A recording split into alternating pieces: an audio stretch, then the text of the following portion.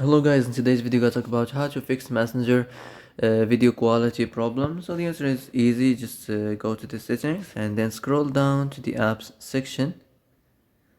Then go to the search and search Messenger.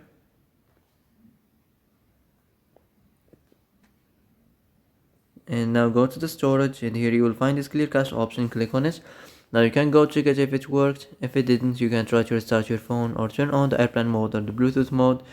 You can also try to clear data, but be careful. If you clear data, all the Messenger's data will be deleted. This includes all files, the settings, the accounts, the databases, etc. So be careful if you want to clear your data.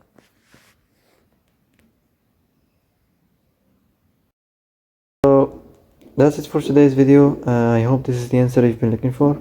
If you like this video, don't forget to like and subscribe, and see you in the next video.